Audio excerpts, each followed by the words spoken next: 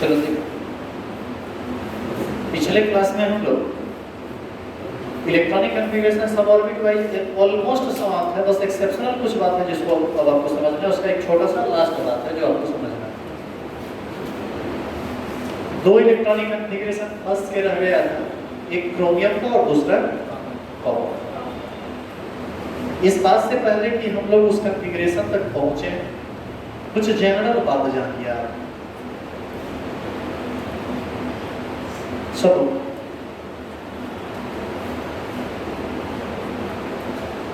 सब ऑर्बिट, अब ये नोट करके हम कुछ बात एक्स्ट्रा लिखा रहे हैं। एक्चुअल में इसी की मदद से हम वहां तक पहुंच पाएंगे, जो आप नहीं समझे वो समझ पाएंगे आप। तो ये है सब ऑर्बिट, और इस तरफ हम लिखते हैं मैक्सिमम इलेक्ट्रॉन। एस में सब ऑर्बिट कितना रहता है? एस सब ऑर्बिट में मैक्सिमम कितना इलेक्ट्रॉन रह सकता है? तो पी में, डी में और एफ में।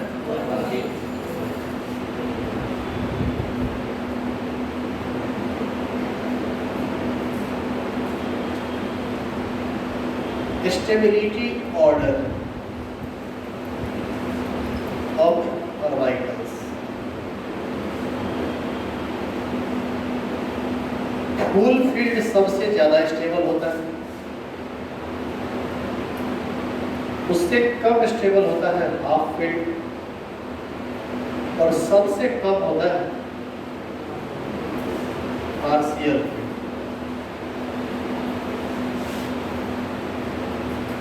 जो सबसे ज्यादा स्टेबल ऑर्बिटल तब होगा जब वो फुल फील्ड होगा, उससे कम स्टेबल होता है जब वह हाफ फील्ड हो, और सबसे कम स्टेबल होता है जब वह पार्शियल फील्ड। अब हमको यहाँ पर ये समझना पड़ेगा कि ये हाफ फील्ड, फुल फील्ड और पार्शियल फील्ड एटॉमिक ऑर्बिटल का मतलब क्या है। ठीक है, तो ये भी बेहद आसान है, कोई भारी चीज नहीं है। इस बात को समझने के लिए अब आप कोई भी डी ऑर्बिटल ले लो। डी ऑर्बिटल हम बनाएंगे तो उसमें कितना डब्बा बनेगा, सो बताओ। 5 डब्बा बनेगा, क्योंकि डी में डी सब ऑर्बिट में टोटल ऑर्बिटल 5 होता है ना। या भूल गए क्या? dx by dy z dz x dx square y square और d z square। तो इसमें कुल डब्बा कितना बनेगा? 5।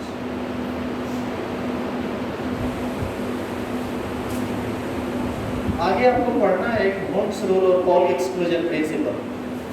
उसमें आपको कुछ बात बताया जाएगा जिसका हम हल्का सा चर्चा यहाँ पर करेंगे, क्योंकि उसकी जरूरत है, उसके बिना ये बात आप नहीं समझ सकते। देखो, किसी भी एटॉमिक ऑर्बिटल में, जैसे ये D1 कॉन्फ़िगरेशन, मान लीजिए किसी कॉन्फ़िगरेशन के लास्ट में आपको आया है D1, जैसे आप चेक कीजिए, हम आपको बताते हैं। स्कैंडियम है, लिखिए, लिखा हुआ देखो तो 20 एटॉमिक नंबर 21 स्कैंडियम है लिखा हुआ। कितना है उसका कॉन्फ़िगरेशन? कितना है? 3D1। तो लास्ट में क्या है? D1 है ना, तो D में तो टोटल 5 ऑर्बिटल बनेगा, लेकिन D में केवल एक ही इलेक्ट्रॉन हुआ ना, तो एक इलेक्ट्रॉन को हम ऐसे भरते हैं D। यानी D1 जब रहेगा तो डब्बा 5 बनेगा, 4 खाली रहेगा और केवल एक में इलेक्ट्रॉन गया। यदि ये D2 रहता तब कैसे भरते बताओ?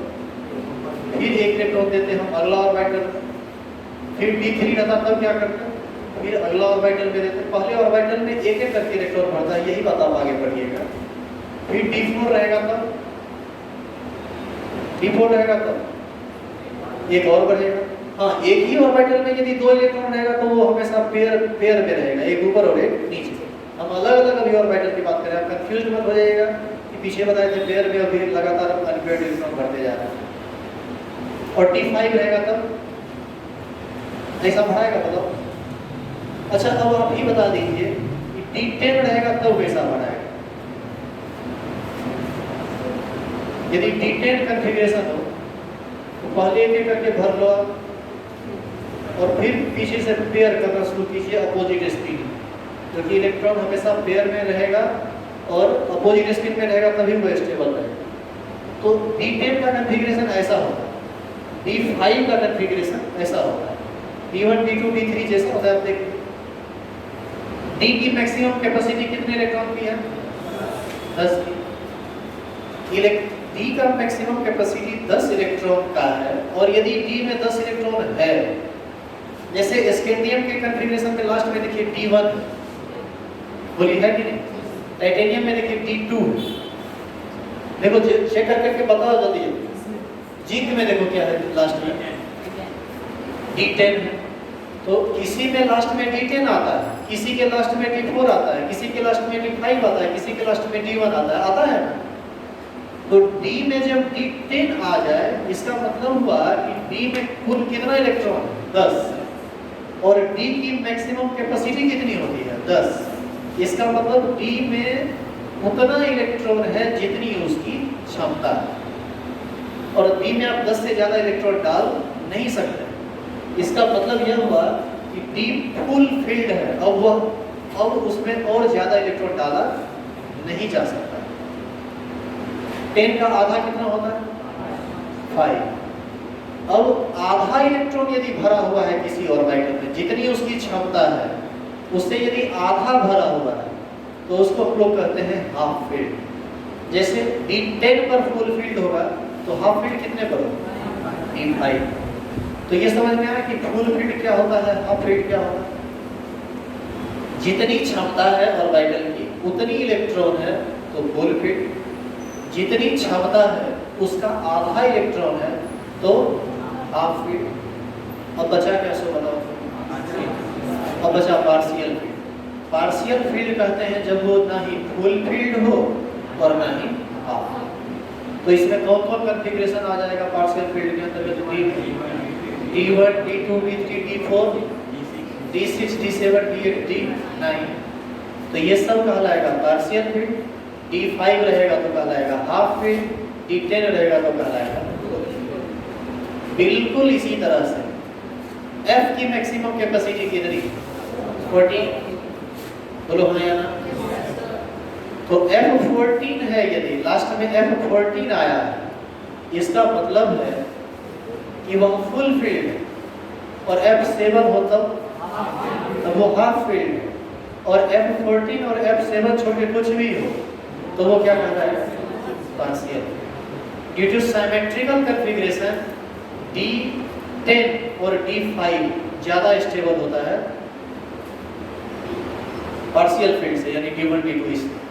तो वही बात यहाँ पर लिखा हुआ है कि स्टेबिलिटी ऑर्डर के केस में सबसे ज्यादा स्टेबल होता है कोई भी ऑर्बिटल तब जब वह फुल फील्ड रहता है, उससे कम स्टेबल होता है हाफ फील्ड वाला, और सबसे कम स्टेबल होता है पार्शियल फील्ड वाला। इस हिसाब से यदि आपको हम पूछें कि D10 D5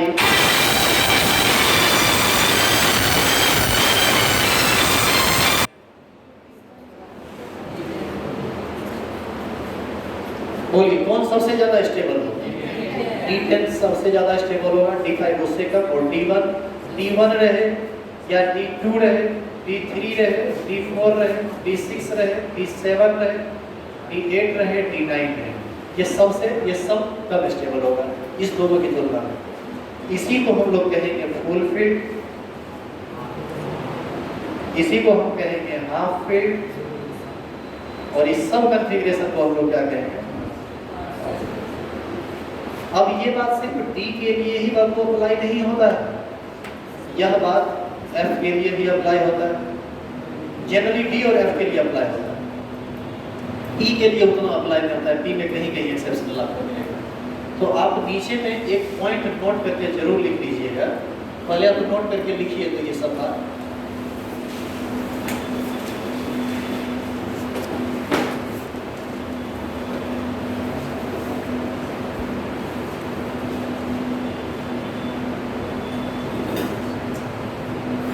ये सब बात देखिए।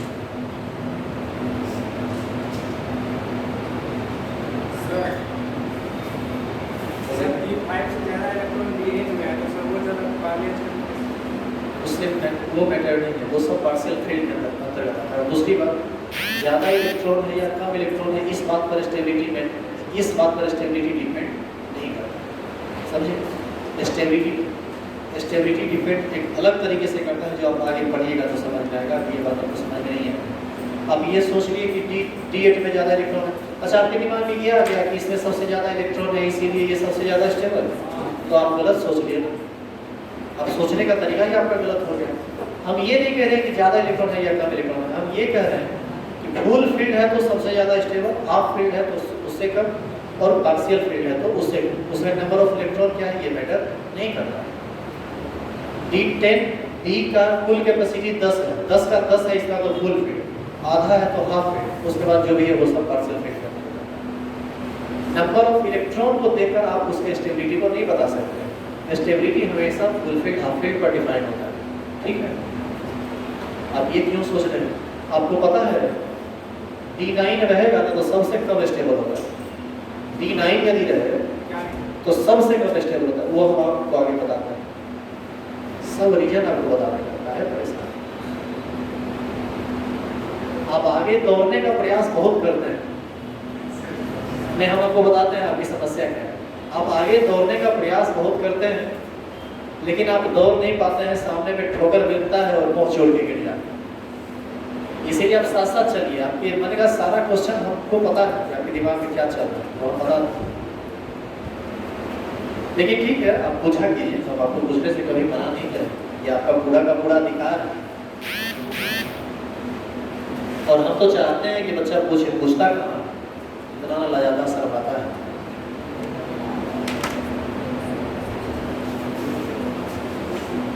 पटना में हम पढ़ते थे ना, तो जिस टीचर के बारे में बात चर्चा हम कर रहे थे, वो टीचर बच्चा लोग को बहुत गंदा गंदा गाली देते, बहुत गंदा गंदा गाली देते, और इतना गंदा गंदा गाली देते थे ना कि यदि वो पढ़ने वाला नहीं हो तो लास्ट सब से पढ़ जाए, छोड़ दे पढ़ाई लिखाई, कम से कम उनके यहाँ तो निश्चित रूप से छोड़।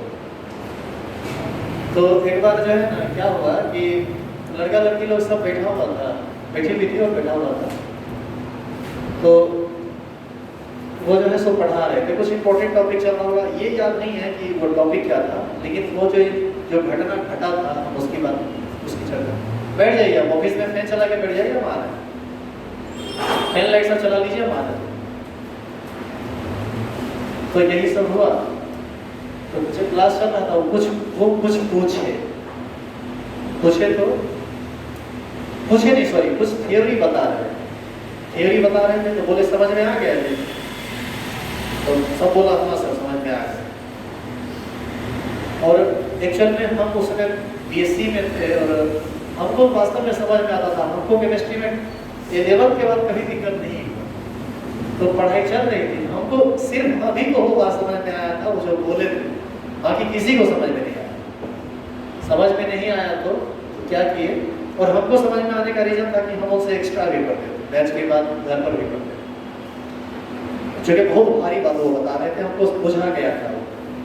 बस एक लड़का को खड़ा कर दिए, एक लड़की को खड़ी कर दिए, बोले ठीक है बताओ क्या हो गया, ये बताओ ये क्या हो।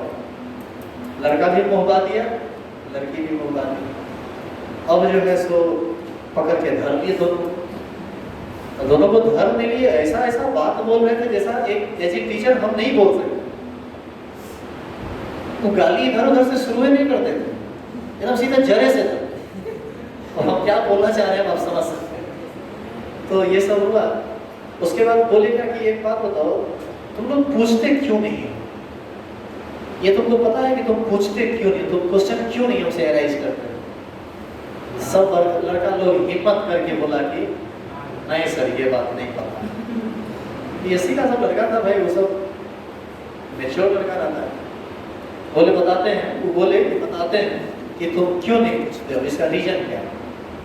तो रीजन बताया कि जिस समय तुम जन्म लिया होगा, धीरे धीरे तुम्हारा हाथ पैर सब काम करने लगा होगा, धीरे धीरे सब साल बड़ा हुआ होगा। जिस समय बच्चा होगा तो हर चीज तुमको नया दिखता होगा, हर चीज नया दिखता होगा। तो तुम ये जैसे डस्टर है, तुमको पता नहीं, तुम तो एक छोटा बच्चा है, तो पापा से पूछेगा पापा ये क्या है, फिर ये देख लिया पापा ये क्या है, पापा वो क्या है, पापा ये क्या है, वहाँ क्या है, वो क्या है, कहीं गया तो सर ये भाई ये किसका है, अल्लाह। मतलब इतना सारा क्वेश्चन तुम्हारे पास रहता होगा, क्योंकि तुम नया आए हो, तुम्हारे लिए हर चीज नया है, और तुमको बच्चा को जानने की उत्सुकता बहुत होती है, और उसी में उसका दिमाग डेवलप होता है। तो तुम हर बात को पूछते थे कि ये क्या है, वो क्या है, फलाना क्या है। तो होता क्या है कि आजकल के मम्मी पापा रहते हैं बड़ा फ्रस्ट्रेट। तो पूछा ये क्या है, डस्टर है बेटा, ठीक। फिर तरीके के बाद पूछता है ये क्या है, अरे ये बैटरी है, फिर कुछ देर के बाद पापा ये क्या है, 4 लत, इसको कोई काम नहीं है, खाली पूछते रहता है।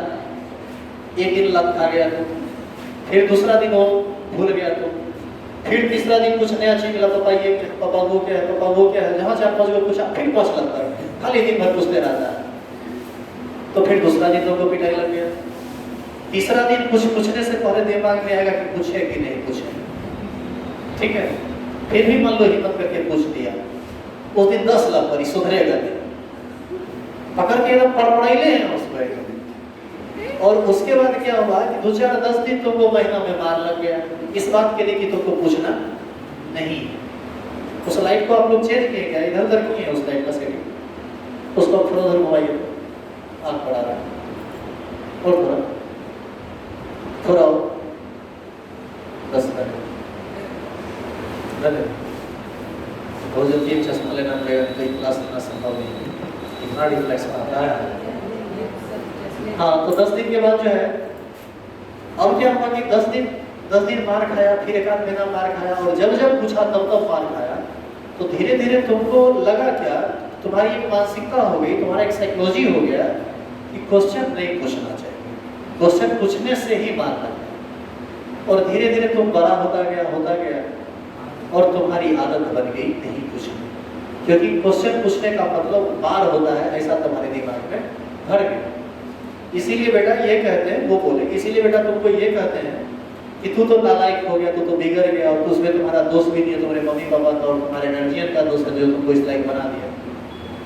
तो कम से कम तुम लोग अपने जनरेशन, आगे आने वाले जनरेशन के साथ ऐसा मत करना। बच्चा पूछे तो प्रॉपर जवाब देना, क्या है नहीं है, पीटना कभी नहीं, बच्चा को कभी पीटना नहीं चाहिए, जितना पूछे उतना जवाब दे। एगो खाटी था,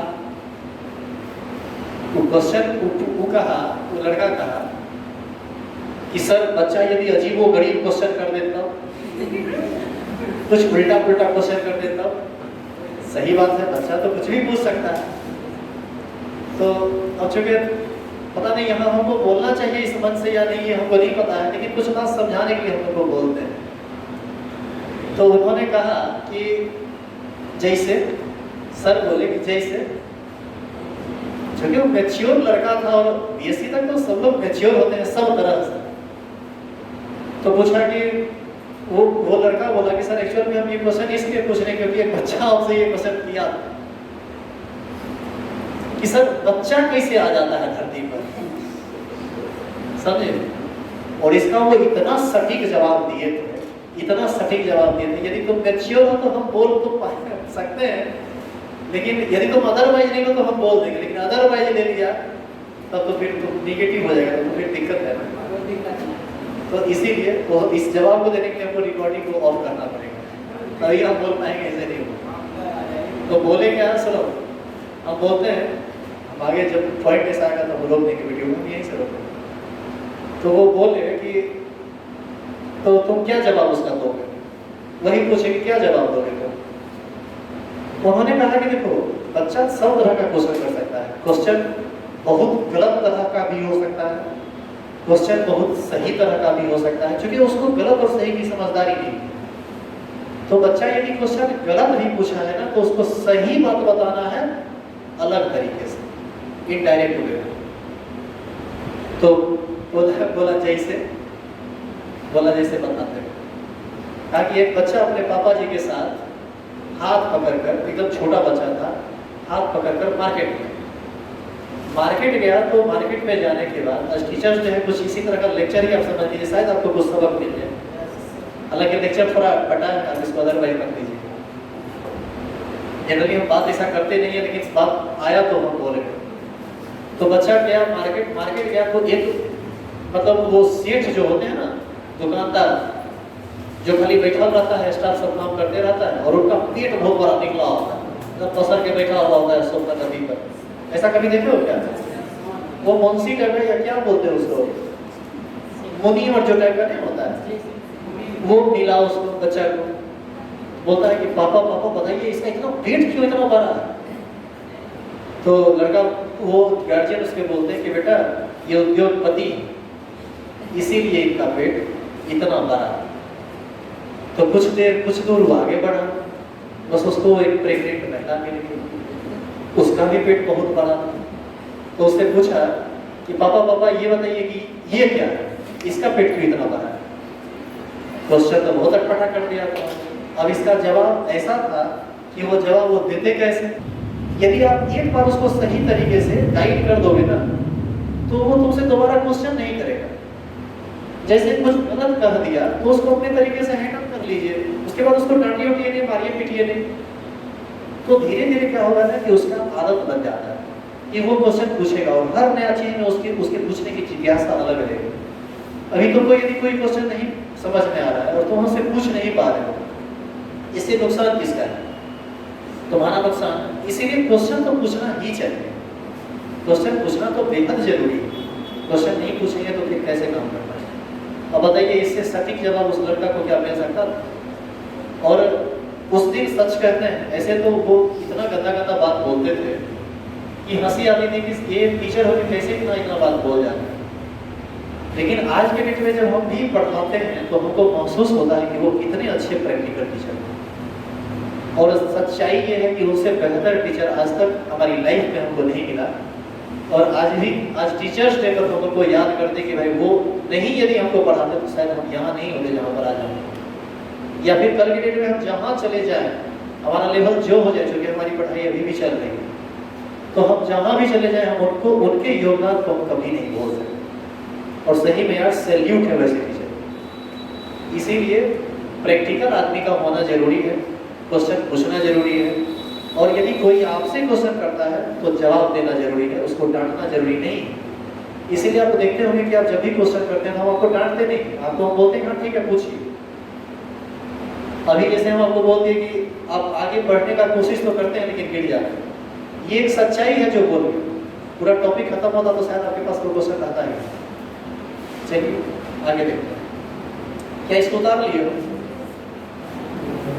लेकिन नीचे में देखो,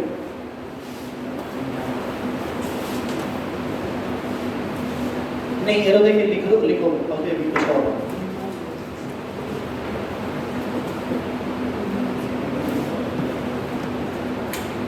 जैसे D10 हो, सुनो बाबू ध्यान से, D10 हो या D5 हो, तो D10 होगा तो इसका कॉन्फ़िगरेशन इस तरह का लिखा है,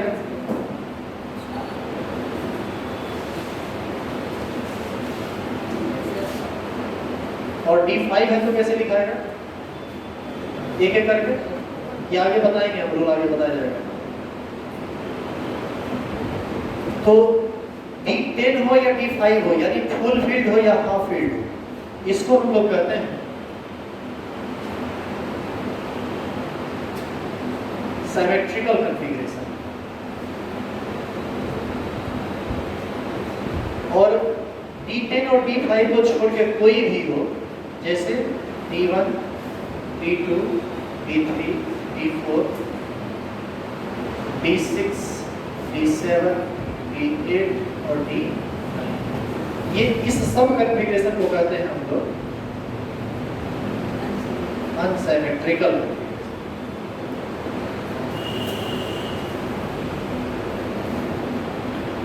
सिमेट्रिकल और अनसिमेट्रिकल। और सिमेट्रिकल कॉन्फ़िगरेशन जो होता है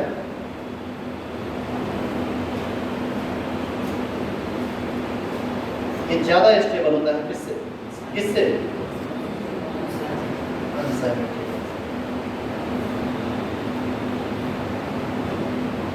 तो ये बात सिर्फ डी पर ही नहीं, ये बात एफ पर भी अप्लाई होता है।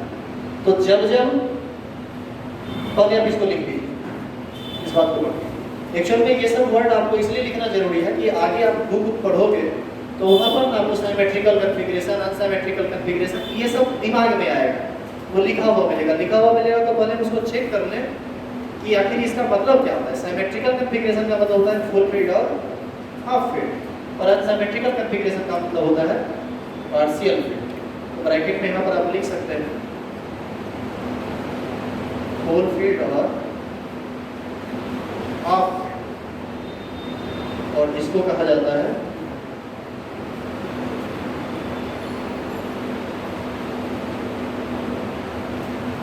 एक्सियल।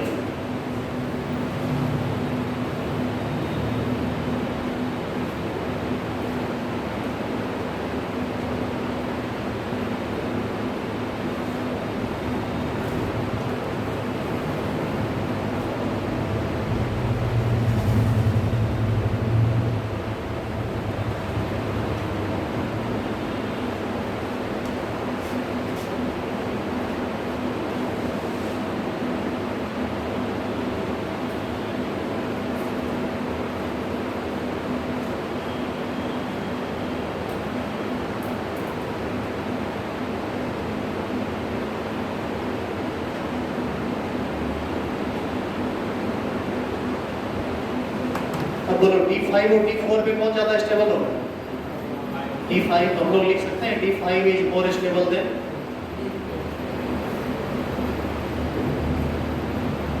D4। अच्छा यहाँ पर हम लोग कह सकते हैं D10 is more stable then D9, क्योंकि ये फुल फीड हो जाएगा और ये पार्शियल फीड के अंतर्गत आएगा। इसी तरह से F14 is more stable then F13 और same F7 is more stable then F8 और F6। आप इसमें भी जा सकते हैं D4 या D6 या ले सकते हैं, इसको आप देखना। तो D4 और D5 कहीं पर आए तो D5 ज़्यादा स्टेबल होगा D4 से, D10 और D9 में कहीं आए तो D10 ज़्यादा स्टेबल होगा D9 से। अब आप उस बात पर आइए, आपको वो अपने आप समझ में आ जाएगा कि काहे वो एक्सेप्शन हो गया। 5 मिनट में ये खत्म हो जाएगा, फिर कल से हम लोग ऑर्बिटल वाइज स्टार्ट करेंगे।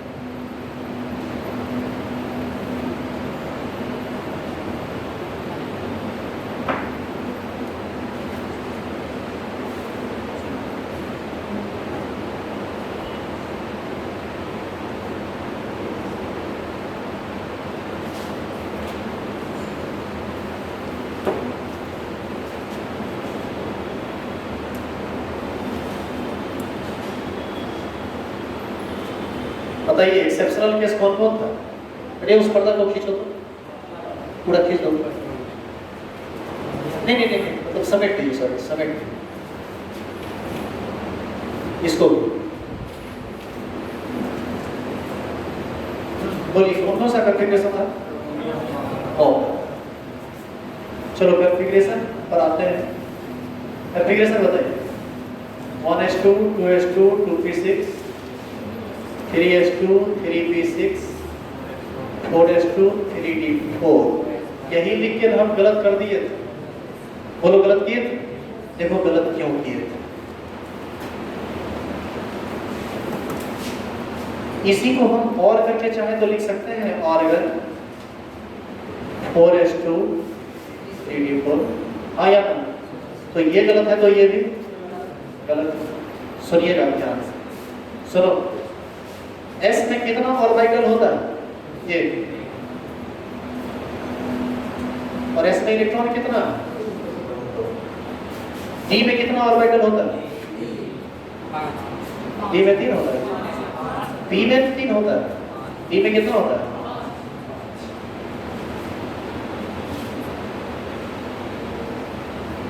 D में इलेक्ट्रॉन अभी कितना है? पहले एक एक करके बढ़िए। अब आप बताइए ये 4s है और ये 3d। 4s और 3d में एनर्जी किसकी ज्यादा होती है? 4s और 3d में एनर्जी किसकी ज्यादा होती है? n प्लस l रूल लगाइए। ये 4 प्लस 0 4 और ये 3 प्लस 2 d के लिए l का मान 2 होता है। कितना हो जाएगा? 5। 3d की एनर्जी ज्यादा होती है और 3d की एनर्जी ज्यादा होती है तब ना 3d बाद में आता है, नहीं तो 3d पहले ना जाता है। यानी इसमें और इसमें सबसे ज्यादा एनर्जी किसका है? 3d। अब d में 5 ऑर्बिटल 1 2 3 4 5 और आपको याद है किसी भी d ऑर्बिटल का एनर्जी आपस में बराबर होता है। पहले बताया गया, याद आया या भूले? अरे dxy dy z dzx नहीं बोले थे कि इसका एनर्जी बराबर होता है, इसीलिए तुम इसको साथ साथ लिखोगे, अलग अलग पक्ष को नहीं लिख सकते। याद आया ये चीज? तो इस सब ऑर्बिटल d के सभी ऑर्बिटल का एनर्जी आपस में बराबर होता है। और S है तो S का एनर्जी अपना अलग होगा। S की एनर्जी और इस D की एनर्जी में किसका एनर्जी ज़्यादा होगा बताइए? D का। मतलब एक ऑर्बिटल से आप इसका कंपैरिजन कीजिए कि इसका एनर्जी ज़्यादा होगा या इसका एनर्जी ज़्यादा होगा। इसका एनर्जी ज़्यादा होगा, ये तो पहले पता चल चुका है, 3D का ज़्यादा होगा। इस पांचों का एनर्जी आपस में समान है, लेकिन पांचों को समान रूप से इलेक्ट्रॉन नहीं मिला है। 4 को तो एक इलेक्ट्रॉन मिल गया, लेकिन 5वां बचा हुआ है, जबकि उससे कम एनर्जी वाले ऑर्बिटल के पास कितना इलेक्ट्रॉन है? 2। तो ऐसी स्थिति में ये हायर एनर्जेटिक ऑर्बिटल इस ऑर्बिटल से जो लोअर एनर्जेटिक ऑर्बिटल है उससे तुरंत एक इलेक्ट्रॉन खींच लेता है, और खींच के बराबर एनर्जेटिक जो डीजेनरेट ऑर्बिटल है उसमें डीजेनरेट तरीके से बराबर संख्या में इलेक्ट्रॉन भर जाता है, और तब जाके इसका रिजल्टिंग कॉन्फ़िगरेशन कुछ ऐसा हो जाता है। ये इलेक्ट्रॉन जब यहाँ से निकल के यहाँ जाता है तो ये कॉन्फ़िगरेशन हो जाता है यहाँ पर 1, और ये मेटाडोल कितना हो गया? 5। और अब आप देखिए, पहले ये था अनसिमेट्रिकल कॉन्फ़िगरेशन में, और अब अभी ये है अनसिमेट्रिकल, और अब क्या हो गया? ये सिमेट्रिकल। ज्यादा स्टेबल किस स्थिति में रहेगा? सिमेट्रिकल। इसीलिए इसका रिजल्टिंग कॉन्फ़िगरेशन अपने आप इंटरचेंज कर जाता है, और तब जाके कॉन्फ़िगरेशन बन जाता है रिजल्टिंग कॉन्फ़िगरेशन। ऑर्गन S में 1 रहा, और यही ना 4s, ये 3D। 4s में हो गया 1, और 3D में हो गया, और ये कॉन्फ़िगरेशन इसका सही हो जाता है। अब आप ऐसे समझिए, यहाँ पर इस बेंच पर 5 आदमी बैठा हुआ है, ठीक है? सुनिएगा ध्यान से। इस बेंच पर 5 आदमी बैठा हुआ है, और आपस में पांचों की एनर्जी बिल्कुल समान है, और एक आदमी बगल में टूल पर बैठा हुआ है, बेहद कमजोर, कम एनर्जी वाला है। वो पांचों आपस में सेम एनर्जी वाला है, और ये बेचारा जो बैठा हुआ है उस पांचों से कमजोर है। यानी ये जो कमजोर वाला है ये है S ऑर्बिटल, और वो जो 5 बैठा हुआ है वो है D का डिफरेंट 5 ऑर्बिटल। D में 5 होता है। अब हम क्या किए, इलेक्ट्रॉन का जब ट्रांसफर करना स्टार्ट किए या इलेक्ट्रॉन का डिस्ट्रीब्यूशन करना स्टार्ट किए, तो जो कमजोर था यहाँ पर जो बैठा हुआ था, हम उसको दे दिए 200 रुपये, और यहाँ जो पांचों का एनर्जी बराबर था, इस सबको हम 4 को 100 रुपया दिए और 1 को छोड़ दिए। ऐसी स्थिति में हमारे जाने के पश्चात तो क्या करेगा? कमजोर है उससे इलेक्ट्रॉन छीन लेगा। क्यों छीन लेगा? क्योंकि नेचर ये है कि सब बराबर एनर्जी का था, तो उसको बराबर तरीके से मिलना चाहिए था, लेकिन उसको बराबर तरीके से नहीं मिला, तो तुरंत वहां से 100 रुपया तो कम से कम छीनेगा और अपने आप को बिल्कुल बराबर कर लेगा। और ऐसा करने पर वह स्टेबल हो जाएगा, क्योंकि संतुष्ट हो जाएगा कि जितना सबको मिला उतना हमको भी मिला। बिल्कुल सेम यही चीज यहाँ पर अप्लाई करता है। बराबर एनर्जेटिक ऑर्बिटल में 4 के पास तो एक इलेक्ट्रॉन है, लेकिन चौथा जो सेम एनर्जेटिक ऑर्बिटल है उसके पास एक इलेक्ट्रॉन नहीं है, तो यह इससे क्या करता है, उस इलेक्ट्रॉन को छीन के अपने D4 को D5 में कन्वर्ट कर लेता है, और D4 से ज़्यादा स्टेबल होता है D5, सिमेट्रिकल कॉन्फ़िगरेशन में चला जाता है, जिसके कारण इसका रिजल्टिंग कॉन्फ़िगरेशन चेंज कर जाता है।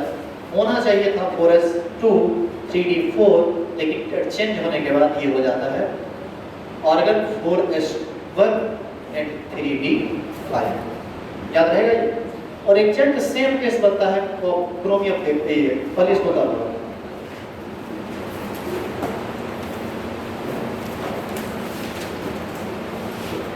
पहले अब इसको कर लीजिए। एग्जैक्ट सिमिलर केस है किसके साथ? कॉपर के साथ। कॉपर का होना चाहिए कॉन्फ़िगरेशन ये D9, लेकिन इसका D9 होने के बाद होता क्या है सो देखो। S में 2, D में 9 है, तो एक एक भरिए। अब एक पेयर्ड कीजिए, तो कुछ देख पा रहे हो? क्या देख? सबको 200 रुपया मिला है, वो 100 रुपया मिला, बगल वाले को 200 मिला। क्या करेगा? तुरंत यहाँ से एक इलेक्ट्रॉन निकालेगा और उसको पेयर्ड कर देगा, और तब जाके इसका रिजल्टिंग कॉन्फ़िगरेशन ऐसा हो जाएगा। यहाँ D9 कॉन्फ़िगरेशन है और ये हो गया D10।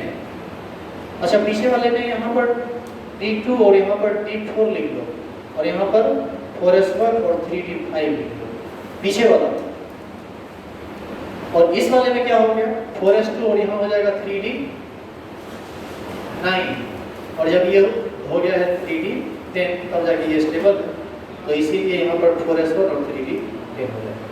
क्या सिमिलर कंसेप्ट नहीं है जी? नहीं है सिमिलर कंसेप्ट। अच्छा अब आप एक बात बताइए कि वहां पर 3d4 बदला है किसने? 3d5 किससे इलेक्ट्रॉन लेकर? s से लेकर। और यहाँ पर 3d9 बदला है 3d10 किससे इलेक्ट्रॉन लेकर? 4s2 से लेकर। आप बताइए तो ऊपर वाला प्रोसेस यानी नंबर ज्यादा जल्दी होना चाहेगा या नंबर ज्यादा जल्दी होना चाहिए? बताइए जल्दी कौन हो जाएगा? रैपिडली ये प्रोसेस कौन करेगा? बता दो नीचे वाला या ऊपर वाला? नीचे वाला, क्योंकि ये D9 से D10 में जाएगा। D10 मतलब फुल फील्ड सबसे ज्यादा स्टेबल और D4 से मतलब D5 मतलब हाफ फील्ड। तो D10 से कम स्टेबल होता है ना ये, तो प्रोसेस भी थोड़ा स्लो हो। अब देखिए सबसे ज्यादा अनस्टेबल d ऑर्बिटल तभी होता है जब इसका कॉन्फ़िगरेशन 3d9 हो जाए, क्योंकि यदि एक इलेक्ट्रॉन उसको मिल जाए ना तो वो फुल फील्ड हायर स्टेबल में चला जाएगा। इसीलिए ये हमेशा फिराते रहेगा कि कहीं से एक इलेक्ट्रॉन इसको मिले। क्या बात समझ में आ रही है? और इस तरह से इलेक्ट्रॉन ये गेन करता है। यदि दूसरे से ले लिया तो ठीक है, और दूसरा से नहीं लिया तो अपने ऑर्बिटल का भी इलेक्ट्रॉन निकाल के D9 को क्या कर देता है? ये D10 कर देता है। अच्छा आप लोगों को पता है कि कॉपर का कॉन्फ़िगरेशन दो तरह का होता है? कॉन्फ़िगरेशन सॉरी कॉपर का वैलेंसी दो तरह का होता है, एक क्यूप्रस क्लोराइड और एक क्यूप्रिक क्लोराइड नाम सुने होंगे। इसी कारण से उसका वैलेंसी भी दो तरह का होता है। देखो लिखो भी आप बताते हैं। ये बात अभी तुमको नहीं समझ में आएगा, अभी केमिकल बॉन्डिंग में जाइए तो समझ नहीं हो सकता। फालतू का कुछ बीच में डालेंगे तो नर्वस होने लगेगा।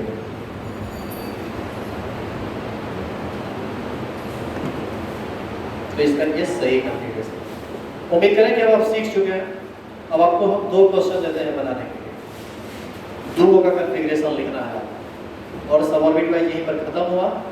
नेक्स्ट क्लास में हम लोग पढ़ेंगे ऑर्बिटल वाइज कॉन्फ़िगरेशन। चलिए फटाफट लिखिए तो मिटा दो इसे।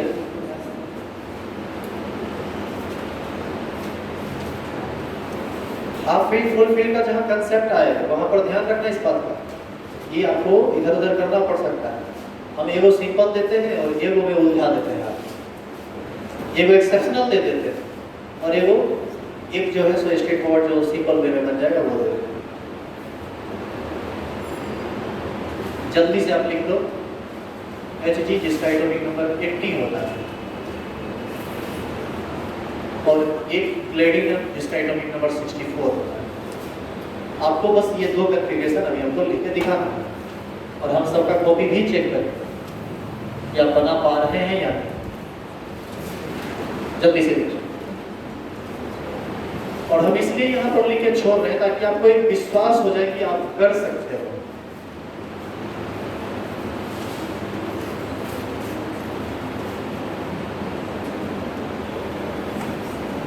एक और दे दें गोल्ड AU, इसका एटॉमिक नंबर होता है 79। ये तीन को बताओ। हम देखो हायर एटॉमिक नंबर लेके तुमको इसलिए दिए हैं, तुम लिखे हो 35 से 36 तक ना, कितना तक लिखने भी दिए थे क्या कर? कहाँ तक?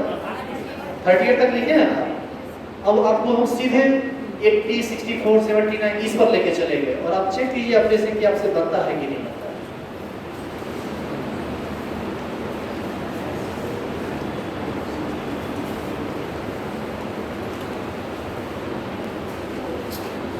यहाँ पर Hg का हम एनर्जी ऑर्डर लिख दिए जो 2 लेक्चर पहले बताए थे और अब हम S में मैक्सिमम 2, P में मैक्सिमम 6, D में मैक्सिमम 10 और F में मैक्सिमम 14 इलेक्ट्रॉन भरेंगे। लास्ट में चेक कर लेंगे कहाँ पर मेरा एटॉमिक नंबर पूरा होगा। तो 5s2 3d10, 3d10 के बाद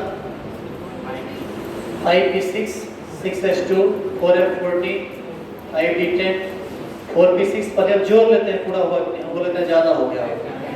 2, 2, 4, 6, 10, 2, 12, 18, 2, 20, 10, 30, 36, 38, 48, 48, 48 प्लस 6 54 56 70 80 हो गया काम बन गया।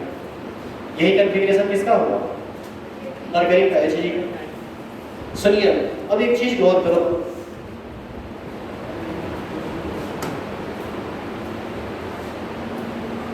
Au गोल्ड है ना, बोलिए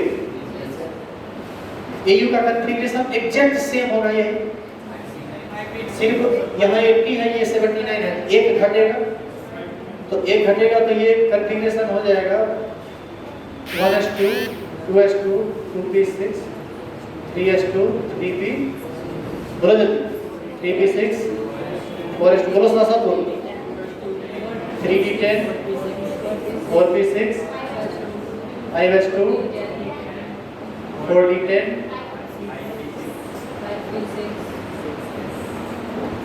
5p6 और 6s 4f 14 एंड 5d। तो एक चीज देखा कि लास्ट कॉन्फ़िगरेशन D9 में गया, अब इसको क्या करना पड़ेगा? इसको रीअरेंज करना पड़ेगा। 9 से क्या करना पड़ेगा? 10। यहाँ पर 6s से इलेक्ट्रॉन निकलेगा और D को क्या कर देगा? 10। तो इसका कॉन्फ़िगरेशन हो जाएगा 4s1 5p। और देखिए हम एक जनरल ट्रेंड में चले, लेकिन हम पकड़ में कैसे हमको आया कि वो एक्सेप्शनल है, क्योंकि D9 में था। अब कोई कहेगा कि सर हम F14 से निकालना चाहते हैं, क्या निकाल लोगे F14 से? F14 मोस्ट स्टेबल होता है, आप उसे कतई नहीं निकाल सकते हैं। S बेचारा कमजोर होता है, जैसे कमजोर होता है ग्रेड में निकलेगा। बात समझ में आ रही है? ये क्वेश्चन पूछा था IIT मेंस 2011, उस समय IIT मेंस नहीं हुआ करता था, उसको हम लोग AITREE बोला करते, ठीक है? ये तो अभी आप उसको IIT मेंस कह सकते हो, तो ये IIT का क्वेश्चन।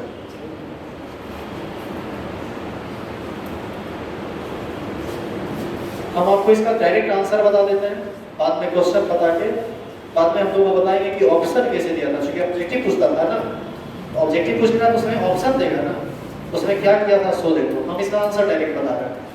बताओ configuration 1s2 2s2 2p6 3s2 3p6 4s2 3p10 4p6 5s2 4d 10 5p6 5p6 6s2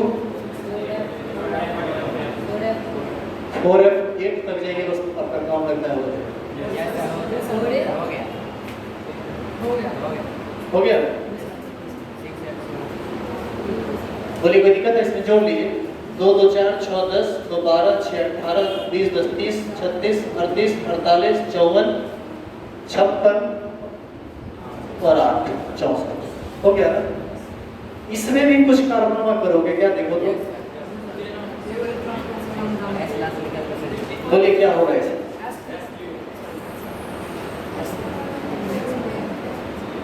देखिए एक्सेप्शन ये भी है, एक्सेप्शन है ये भी एक्सेप्शन है, और एक्सेप्शन में इसमें क्या बदलेगा आपको ये दिमाग लगाना है। देखो अब यहाँ पर समझाने वाला बात खत्म हो गया, अब कॉमन सेंस की बात है। यदि तुम पढ़े हुए नहीं रहते तो शायद तुम दिमाग नहीं लगाते, लेकिन हम तुमको कह रहे हैं कि ये गलत है, इसमें कुछ परिवर्तन होगा, आपको बताना है कि वो परिवर्तन क्या होगा। लास्ट में देखो 4f8 है ना, अरे 4f8 है ना, तो ऐसी स्थिति में ये फुल फील्ड है या हाफ फील्ड? ये पार्शियल फील्ड। यदि ये f8 से f7 हो जाए तो ये हाफ फील्ड हो जाएगा और ज्यादा स्टेबल हो जाएगा। तो इस बार f8 से एक इलेक्ट्रॉन निकलेगा, और f8 से जब एक इलेक्ट्रॉन निकलेगा तो कहीं ना कहीं जाएगा। 4f से निकलने के बाद वो इलेक्ट्रॉन कहाँ जाएगा पता है आपको? अंदर में 5p को सेव करते हैं, और वो इससे इलेक्ट्रॉन निकला है, अंदर वाला सब फुल फील्ड है, तो क्या होगा? आगे मूव कर जाएगा इलेक्ट्रॉन और ये चला जाएगा I-D1।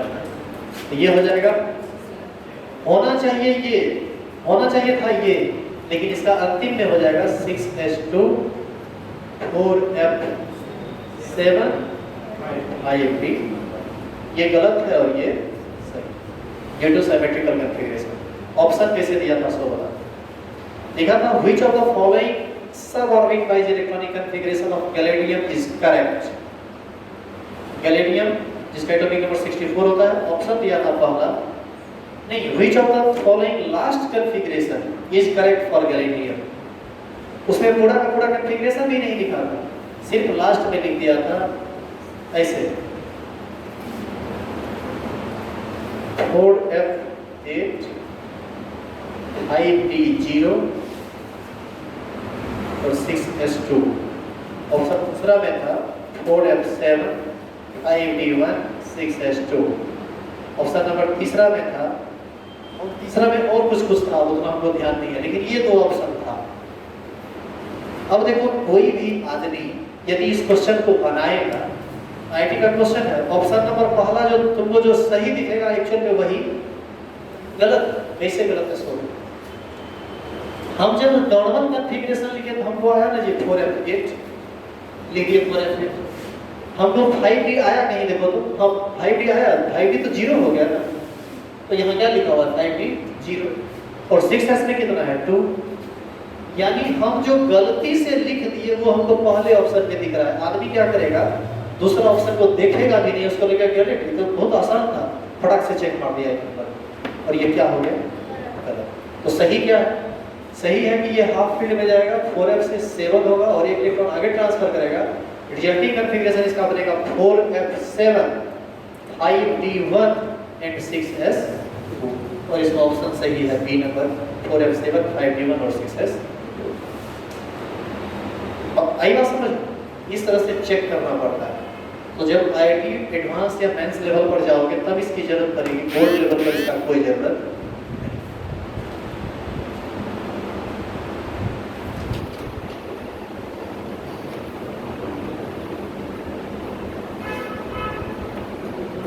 अच्छा ये बताइए, आप इतना लंबा चौड़ा कॉन्फ़िगरेशन लिखे, इसको इसी को हम शॉर्टकट में नहीं लिख सकते? ये यहाँ से लेकर देखो तो कहाँ तक टुकड़ा होता है, 2 2 4 6 10 2 12 6 18 2 20 10 30 36 2 38 10 48 6। पता है ये जेनन, इसी कॉन्फ़िगरेशन को हम शॉर्टली लिख सकते हैं जेनन 6s2 4f7 और 5d1। इसीलिए हमारे ऑप्शन में भी केवल तीनों का चर्चा किया, अंदर वाले किसी भी का चर्चा नहीं। अभी ऑप्शन दिए थे ना हम दो को, तो हम सिर्फ 6s 4f और 5d का चर्चा किए थे, लेकिन दूसरा का चर्चा नहीं की, इसीलिए। अच्छा इसका शॉर्ट कॉन्फ़िगरेशन क्या होगा AU का, बोलिए जेनन 6s1 4f14 5d। इसी को लोग ऐसे भी लिख देते हैं, वो भी सही है। 4 5 6 में सबसे छोटा कौन है, अब ये 4 4f14, फिर लिख देते हैं 5d10 और अंतिम में लिख देते हैं 6s। ऐसे भी चलता है, कोई दिक्कत नहीं। मतलब और करके हम इसका भी लिख सकते हैं। सबऑर्बिट वाइज इलेक्ट्रॉनिक कॉन्फ़िगरेशन समाप्त हो गया, नेक्स्ट क्लास में स्टार्ट होगा ऑर्बिटल वाइज इलेक्ट्रॉनिक। इसमें कुछ एक्सेप्शनल केस ऐसा है जिसको तुम अभी समझ नहीं सकते, उसका कंसेप्ट तुम्हारे पास नहीं है। आगे लिथेनाइट कंट्रैक्शन एक टॉपिक आता है, उससे रिलेटेड बहुत सारी बातें इसमें आ जाती है। तो बीच में 2-4 और एक्सेप्शनल केस है जिसको अभी हम डिस्कस नहीं कर रहे हैं। फर्दर जब टॉपिक आएगा तो वहाँ पर वो अपने आप ऑटोमेटिक चलाएगा, उसमें आपको बोलने की जरूरत नहीं पड़ेगी, और वो हमको पता है कि वो कहाँ आएगा नहीं आएगा, प्रॉपर जगह पर आपको बता दिया जाएगा। लेकिन आप 95% केस में इलेक्ट्रॉनिक कॉन्फ़िगरेशन में अब आप फंसेंगे नहीं, और सबसे ज़्यादा जरूरत का चीज़ तुम्हारा यही कॉन्फ़िगरेशन है, मतलब सबऑर्बिट वाइज। नेक्स्ट क्लास में हम लोग पढ़ेंगे ऑर्बिटल वाइज, ये लिख देंगे बाद में, ठीक है। बोलिए कुछ दिक्कत है, कुछ पूछना है, कुछ नहीं पूछना है, सब समझ गए? आइए नेक्स्ट क्लास, अभी अब क्लास हम ऑफ कर रहे हैं।